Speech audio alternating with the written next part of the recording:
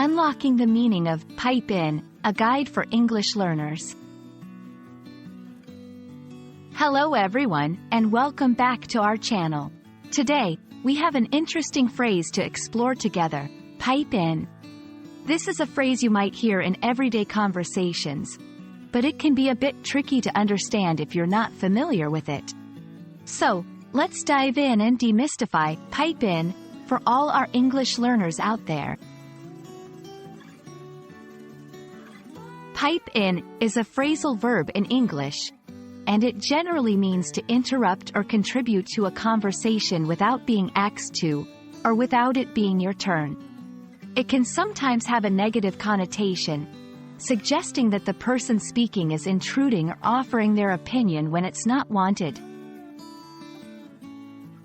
For example, during the meeting, John decided to pipe in with his own suggestions, even though he wasn't part of the project team. I was having a conversation with Sarah when Mark decided to pipe in with his thoughts. In these examples, pipe in is used to describe someone joining a conversation spontaneously and perhaps uninvitedly.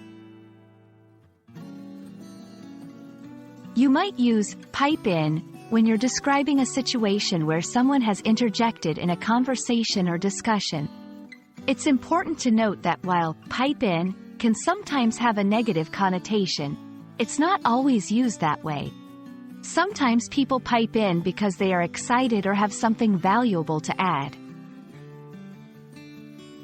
For example, I was struggling to explain the situation when my colleague piped in with the perfect example. The kids were arguing in the backseat of the car when their mother piped in to settle the disagreement. In these situations, pipe in is used to describe someone contributing to a conversation, possibly in a helpful or clarifying way. There are a few different ways you can use pipe in. You can pipe up, which has a very similar meaning, suggesting that someone has spoken up or joined a conversation.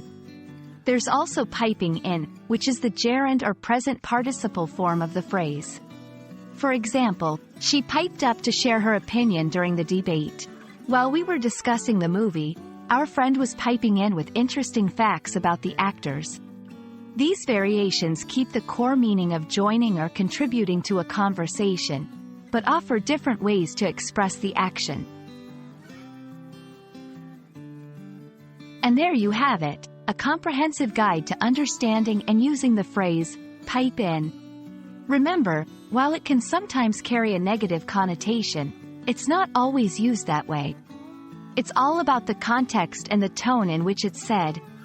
We hope this video has been helpful in clarifying this phrase for you, and we look forward to helping you navigate more intricacies of the English language in our future videos. Keep learning, and see you next time.